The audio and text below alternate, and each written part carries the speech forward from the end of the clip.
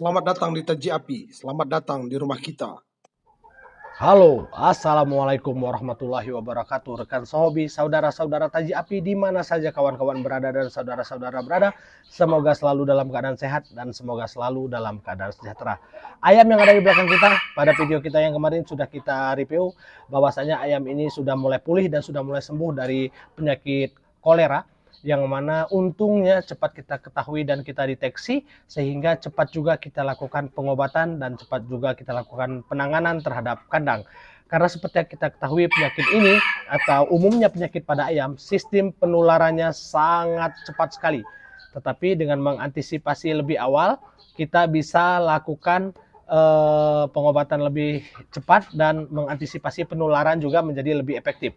Pentingnya kandang karantina, pentingnya kandang box, dan pentingnya memperhatikan ayam juga ini bagian dari niat dalam melakukan atau bentuk konsistensi kita dalam berternak, sehingga hal-hal yang menyebabkan kerugian atau hal-hal yang menyebabkan sesuatu yang tidak kita inginkan bisa kita antisipasi sejak awal.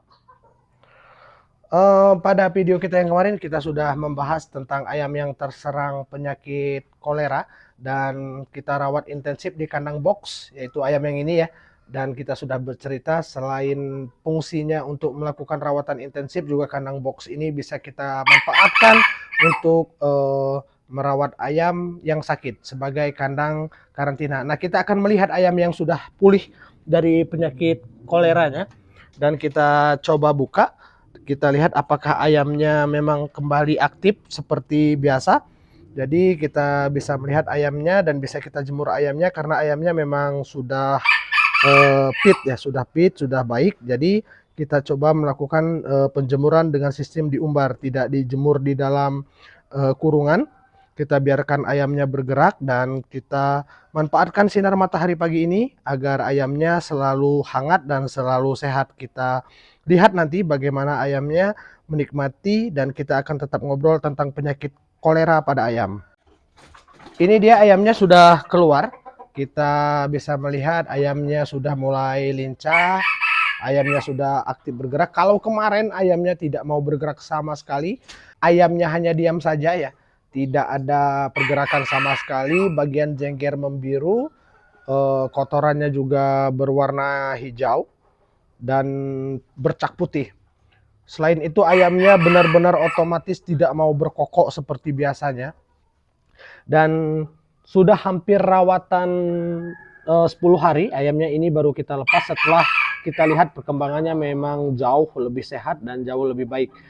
Penyakit kolera sendiri memang sangat berbahaya sekali, tetapi penyakit ini bisa kita sembuhkan dengan catatan ayam atau ternaknya bisa kita cepat identifikasi. Jadi yang seperti saya bilang sebelumnya, memperhatikan ayam dari hari ke hari itu memang sangat penting sekali kawan-kawan.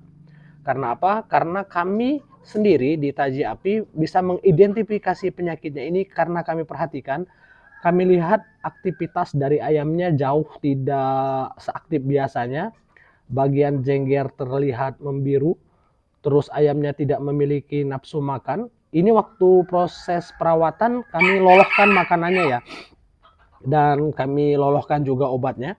Jadi ini ayamnya sudah mulai kita lepaskan kembali dan kita biarkan ayamnya berjemur. Tentu mungkin ini tidak lama ya, ini pelepasan pertama pasca rawatan. Kalau kemarin ayamnya itu betul-betul tidak bergerak sama sekali, makannya diloloh, obatannya juga diloloh. Obatannya kita pakai tetraklor dan bawang putih. Nah, setelah melakukan rawatan intensif, ayamnya kembali kita keluarkan dan kita biarkan ayamnya menikmati suasana hangat matahari. Semoga ayamnya ini kembali sehat. Mungkin dari kawan-kawan ada yang bertanya, apa yang terjadi jika lambat kita ketahui? Tentu yang paling kita khawatirkan kalau kita lambat mengetahui ayam ini sakit, yang paling mengerikan adalah ayam lain ikut tertular. Ketika ayam lain sudah ikut tertular, tentu sangat berbahaya sekali. Satu kandang bisa habis dan inilah yang kita takutkan. Karena sistem penularan penyakit pada ayam itu memang betul-betul sangat berbahaya sekali, sangat cepat. Jadi dengan mengetahui kejadiannya, mengetahui ciri-cirinya, fase pengobatan dan rawatan intensifnya akan kita lakukan secepat mungkin. Yang pertama, proses penyembuhannya jauh lebih mudah. Yang kedua adalah sistem penularan penyakitnya bisa kita cegah. Jadi kita lakukan rawatan secara intensif. Bagaimana penyakit kolera pada ayam bisa datang? Tentu ada agen penyakit. Agen penyakitnya biasanya adalah lalat. Kami sadari di kandang kami yang belum bisa kami cegah adalah masuknya lalat. Kalau untuk kedatangan materi ternak baru, itu bisa kita lakukan karantina minimal 1 minggu. Selain itu juga bisa kita lakukan pemilihan atau bisa kita lihat rawatan sebelumnya bagaimana. Nah, tapi kalau untuk lalat dan nyamuk, kita tidak tahu mereka berasal dari mana. Mungkin dari situlah ayam ini bisa tertular penyakit kolera. Nah, di sini kita lihat ayamnya sudah mulai bersemangat lagi, ayamnya sudah mulai mencari tempat untuk ipu ya. Kalau kemarin itu memang benar-benar tidak ada semangat sama sekali dan kami pikir umurnya tidak akan panjang. Tetapi alhamdulillah setelah kita lakukan rawatan, ternyata ayamnya kembali pulih ya. Dan memang kebetulan sekali ini para betinanya sedang mengeram. Jadi karantinanya jauh lebih mudah kita lakukan karena ayam kita memang sedikit. Jadi ada korelasi bagaimana efektifnya ternak yang berjumlah sedikit terhadap efektivitas rawatan kandang. Sekali lagi kawan-kawan, antisipasi ternak kita dari penyakit apapun itu. Kebetulan yang kita bahas kali ini adalah penyakit kolera yang menyerang pada ayam.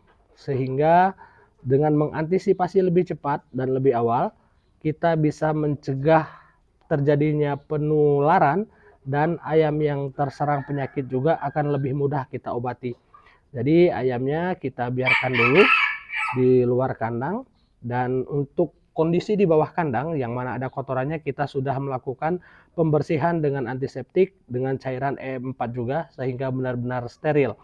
Dan ayamnya yang main di luar ini juga bisa menikmati waktunya dan bisa menikmati atau melakukan pemulihan kesehatan secara alami. Itu saja kawan-kawan, semoga ternak kita selalu dalam keadaan sehat dan selalu berkembang sesuai dengan harapan.